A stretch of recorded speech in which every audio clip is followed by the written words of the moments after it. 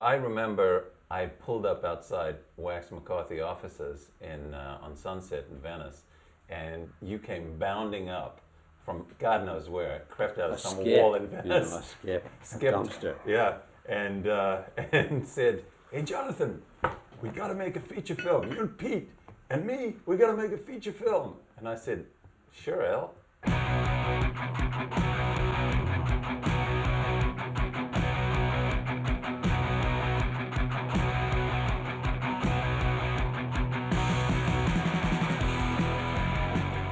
We spent 2 years trying to sell Repo Man, sending out the script, sending out the cartoons, Hunting for Dennis Hopper in New Mexico. going to New Mexico, and I mean, we tried so many avenues to, Right. we did a low budget. I mean, Al brought the prospectus for the $70,000, and we were going to shoot it with the UCLA equipment. I mean, there were so many ways that we tried to do this, but in some ways, the person who introduced us to the person who was going to introduce us to Nesmith was Abby Wool. It was Abby Wool because she knew. Well, the Abby producer. Wool, whose mother had been dating Harry Gittes, and Abby gave me Harry Gittes' phone number.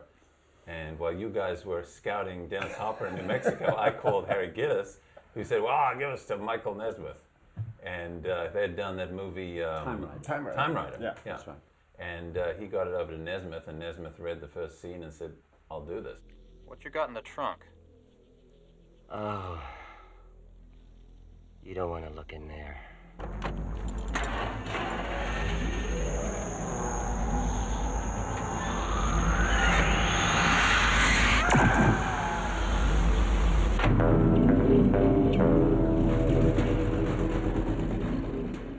Harry Gittes was really the first producer, real Hollywood producer that we had ever encountered. And the first thing he wanted to do was throw you and I off, Right. because he wanted to produce it. And First of all, I remember Michael threatened to visit Wax McCarthy offices, which had then become the Edge City offices.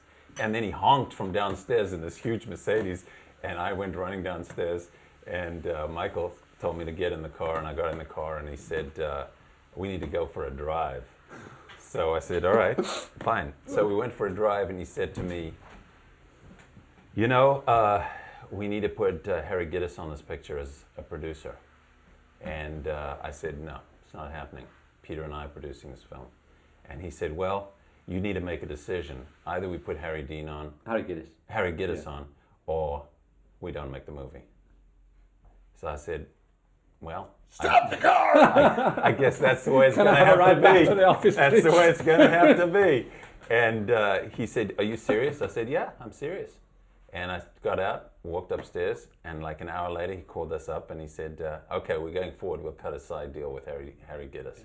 And then we met with Richard Mazur. Yeah, I thought he was coming to an audition, but I think, in fact, Michael Nesmith had sent him along and told him he was going to be the director, because about halfway through the meeting... And not you? And not me. About halfway through the meeting, I was talking to Mazur, and I said, the thing is, I think you are a very good actor, because I'd seen him in Cool Stop the Rain Right. with Ray Sharkey, and he was great. And Mazur told me halfway through the interview that he'd actually been sent by Nesmith to be the dialogue director. And I said, "What's the dialogue director?" And he says, "Well, the dialogue director is what you have when the director's an incompetent, And the dialogue director gives the notes, and tells actors what to do." Oh, boy. I love it. And I said, "I don't think we need one of those, And he goes, "No, you don't really know." They were frightened in a way. I mean, they were frightened by bringing Richard Masur, that you were the first-time director. They were frightened that we were first-time producers and wanted to bring another producer on. But in the end, you made a great movie. Well, I think we all made a great movie because the thing was that we remained in solidarity in all of those issues, that you guys didn't dump me for Richard Mazur, and I didn't immediately go, "Oh yeah, Harry Gittes is my man," because we knew if we stayed together, Right. then we would actually we'd be more likely to succeed. Tense situations, kid. Get in 5 or 6 of them a day don't mean shit anymore. I mean, I've seen men stabbed that mean shit. I've seen guns too, they don't mean shit. But that's when you gotta watch yourself. Here, I'll handle it, pal. Let us settle down. Have a nice day. Night. Night, day doesn't mean shit. When we were going to go for Harry Dean, I went and paid a courtesy visit on his agent in Hollywood, whatever agency it was, one of the big 3 agencies. And I met his agent, and it was such an eye-opener for me, because the agent tells me, "You don't want to work with Harry Dean, he's past it. You want to work with Mick Jagger." And I'm thinking, like, have you read the script? It's about like a crusty 60-year-old LA repo man, you know. You're going to have, this is not a part for Mick Jagger. And in any case, you shouldn't be saying this to me because I've come here to talk about your other client. What are you, fucking commie? Huh? No, I ain't no commie. Well, you better not be. I don't want no commies in my car. No Christians either. What was your thinking in terms of Emilio as Otto? Because you seemed to want him. You liked what he did in The Outsiders, but why did you cast Oh, he was him? all right in The Outsiders, but the thing Yeah. was, he was a viable possibility. I mean, Yeah. because I wanted to do it with Dick Rude, Right. you know. Yeah. And Oh, right. but Yeah, Dick Rude yeah. was an unknown quantity. I kill people like you. Actually, I was very disappointed about not getting to play the lead in the film because it had been built up for over a year. And then one day finding out that it wasn't actually me that was going to get to play the part that I had always been reading was, you know, devastating, yeah. Sometimes our sorry task as being producers To say it's was not possible. to try to dissuade Alex of people. And I mean, remember the Chris Penn thing where Right. basically Xander Schloss might not have been in the film if Al didn't really stand up and say, you know, Chris Penn wasn't going to be the Well, right you guy. fired his And- ass. Otto. Xander, you know, is a Well, it would legendary never have character. been a Napoleon Dynamite if Xander hadn't played in Repo Man, because basically that was a sort of a Xander rep. Feeling 7-Up, I'm feeling 7-Up. It's a crisp, refreshing feeling, crystal clear and light. America's drinking 7-Up, and it sure feels right. Feeling lucky 7. Kevin, stop singing, man. Huh? What's a singing guy? I'm standing right next to you and you're fucking singing. Cut it out. We went to Emilio's manager, Right. and we went to the agent, and none of them would show him the script because they said he's not going to do small films. Right. He's only going to. We're positioning him to do large films. And then we met with Marie, and Marie said, "I can get him a script." And she went through the Sheens, gave him the script. He read it, and we said, "Let's meet at this Thai restaurant on Pico." That's and right. Remember, we went to this. We met him at this. It was kind of. He goes, "I can't be seen by everyone."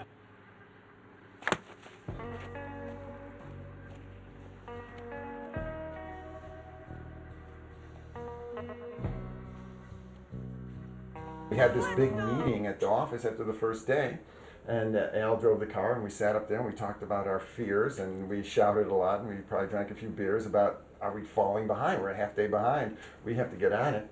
And Al left, and he walked down to where the car was, and the car had been stolen.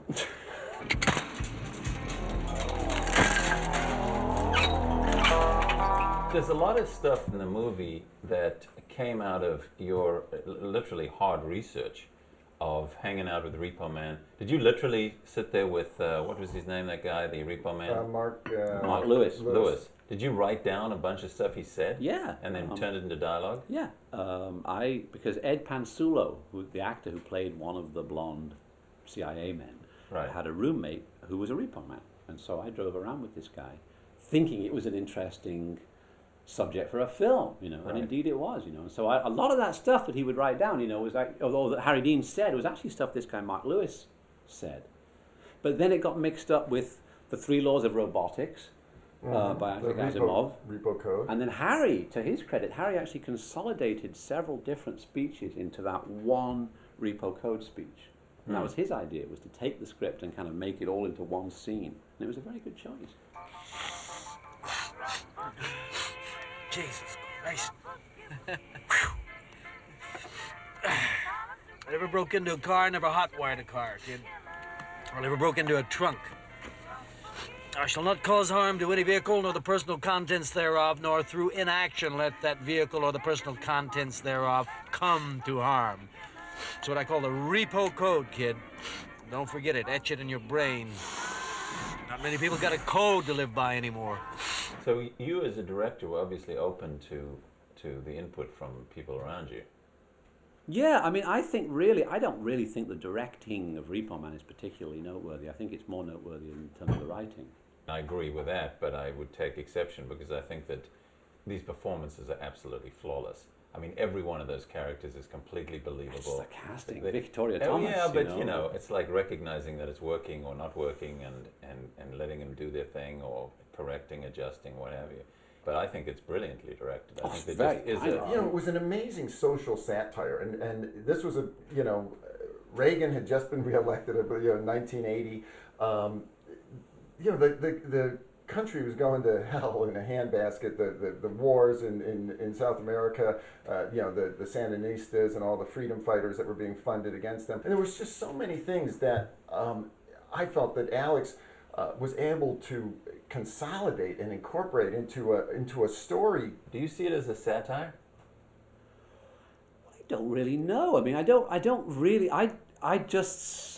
think of it in terms of a specific thing. I mean, it's sort of a comedy, but we always hope that it would be, if you looked at a still from it, it would look like a serious film. Right. Like Kiss Me Yeah. Deadly made in color. See, that motherfucker Ole thinks I don't know what's going on, like. As soon as I find that Chevy, I'm going indie. I'm gonna buy myself a tow truck, a couple of pit bulls, and run a yard. Sit around and watch everybody else do the work for a while. No way you can do that on 20 grand, man. The hell I can't. As long as you got good credit. My credit is spotless. In a way, the Repo Man is the key element of the capitalist system. Because the Repo Man is there that if you renege on your obligations to the system, who is kind enough to extend credit to you, he will come and get you. So in a certain way, the nodal point of the whole system is the Repo Man. Well, that's and Bud Yes, is the mad. enforcer. Of it. Right. You know, The if we enforcer. only could get them to pay. Right. You know, You know. Bud, they're homeless. Yeah, But they still owe money. Just get them to pay. Yeah. Fucking trash. Makes you wonder how much they owe. Most of them are on the run, don't even use their fucking social security numbers. There's just some way to find out how much the motherfuckers owe and making them pay. Jesus Christ, Bud. They're winos. They don't have any money. You think they'd be bums if they did? You want out? Do you? No. Do you think we could make this film today? I don't think you could make a film that was so political, actually. I think it's far too political. You'd have to take out all the political references. Because don't forget, today they would be concerned about finding product placement. You know, is there some tie-in they could do with Taco Bell?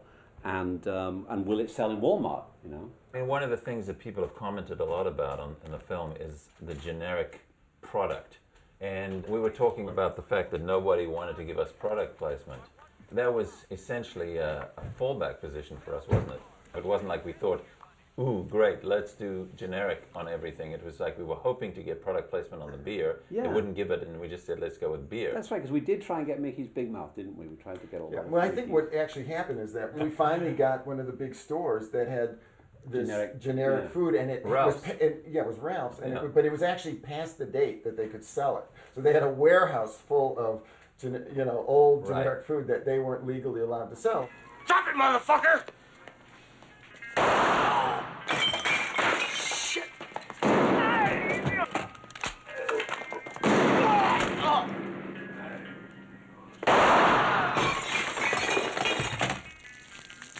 We said, Al, if you could have anybody, Right. yeah. shoot it, who would you have shoot it? And you said Robbie Mueller. And Because of you know, American he- Friend. American you know. Friend. Yeah. I was really influenced by the people around me, you know, and principally, of course, by Robbie, because he was shooting it, you know.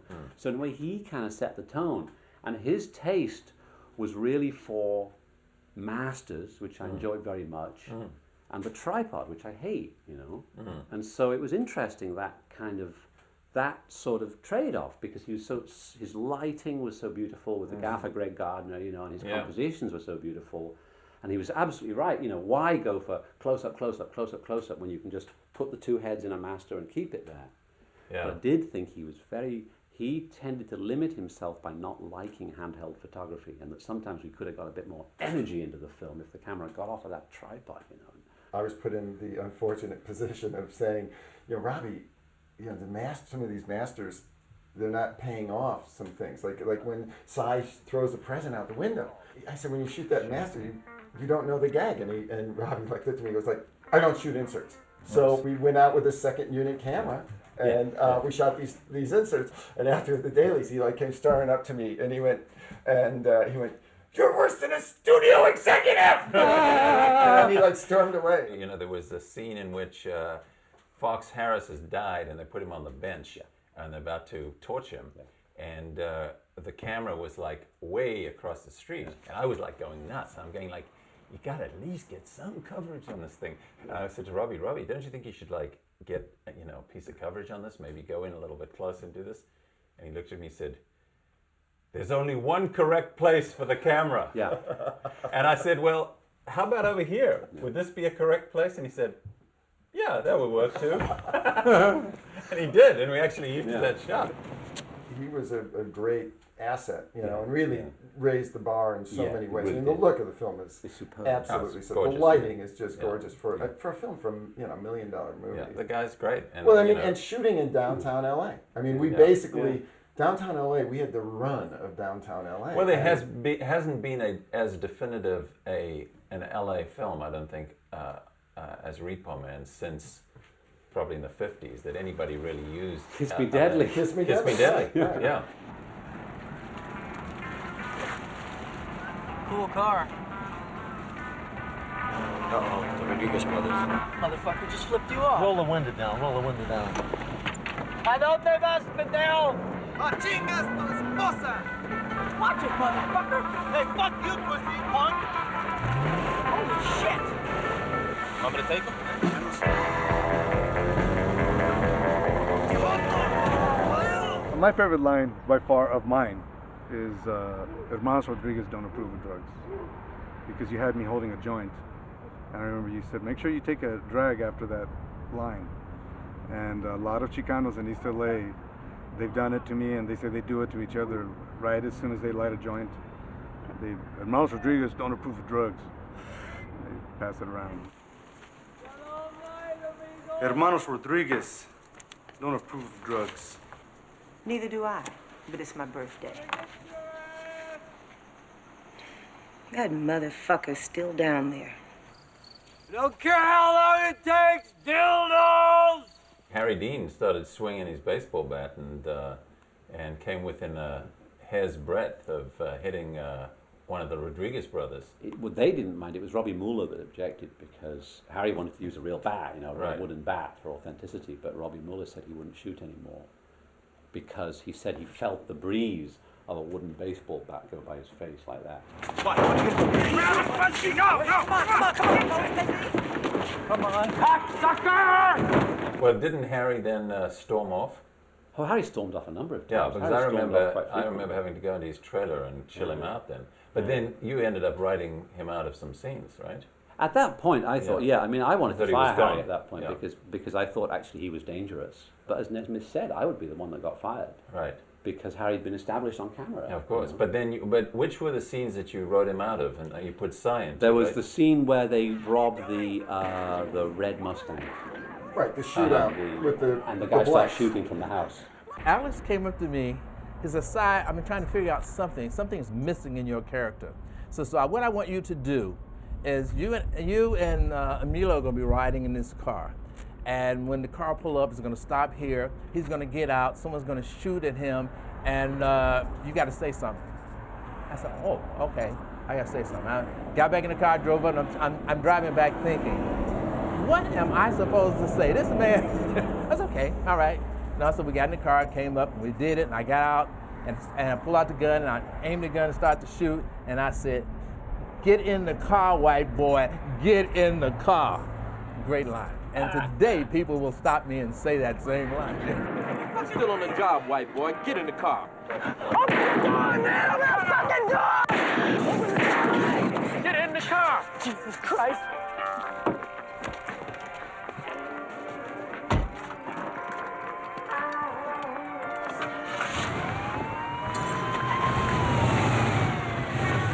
There's a scene in the film where Marlene comes out and goes, yeah, just like John Wayne. And Miller says, John Wayne was a fag. Yes. And then he said, the rest of the guys go, the hell he was.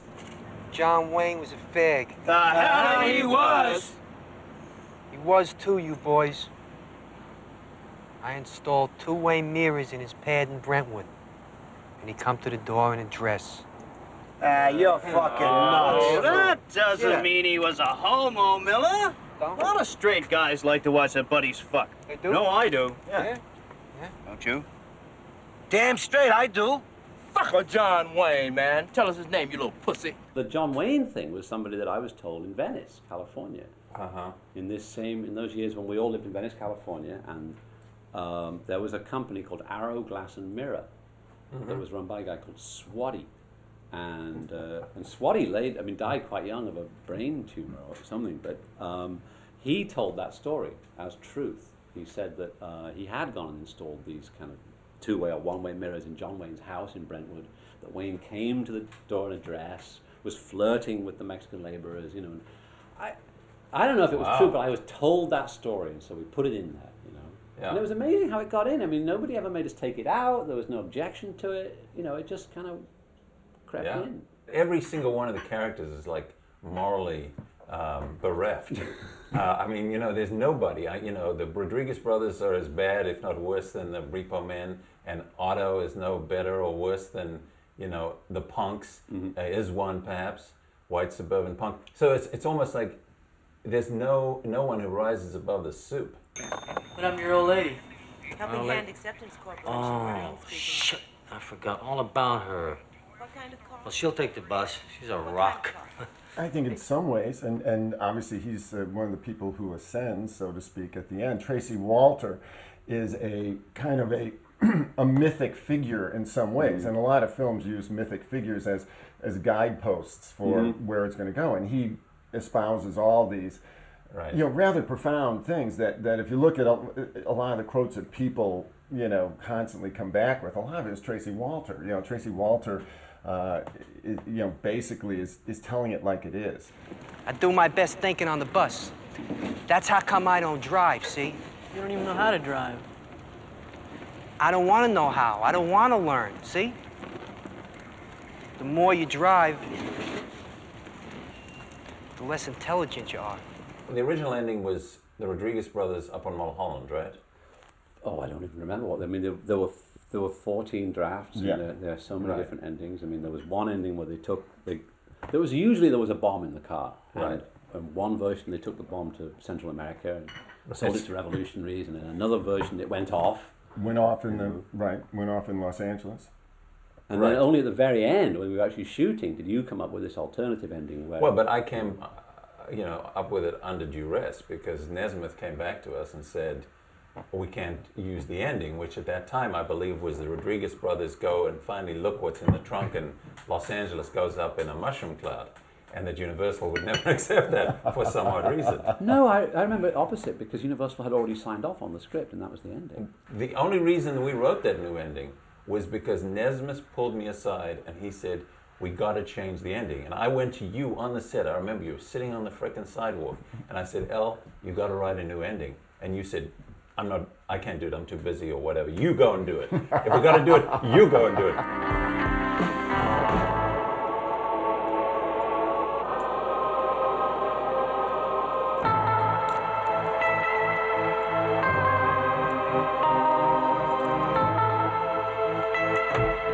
Can you ever imagine doing a sequel to Repo Man?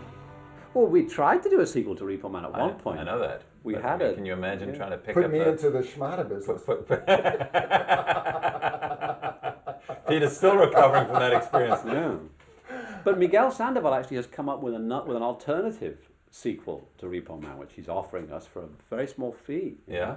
Which is that we steal the idea of John Borman's film Point Blank. Mm-hmm. And Otto comes back to take his revenge on the four Repo Men: Harry Dean, Tom Finnegan, Cy Richardson, and Tracy Walter. You know, all of whom have become very rich off the proceeds of the Malibu. You're right. And the Malibu's worth 25 grand. They wouldn't but get it's that become rich. what, 25 million. You know. Right. They invested in tech stocks. And they got Right. out- They got hit out the market in the time right frame. time. That could be funny. Yeah, and so literally he goes on his vengeance trail across LA, just like Lee Marvin does in the John Borman film. You know, Yeah. he wreaks his revenge on Well, this hell, guy. let's do it. Let's do it. Hey, I mean, you know, the Universal seem ready to Nesmith's do business. waiting for Nesmith's you know, waiting for Let's our get call. it done. Wow. This is intense. Life with Repo Man is always intense. I remember Michael saying, if you guys are still talking to each other at the end of this movie, I'll be amazed. It's very difficult. And now because here we it's are, so, 21 years later. We haven't talked in 21 years. It's the first time.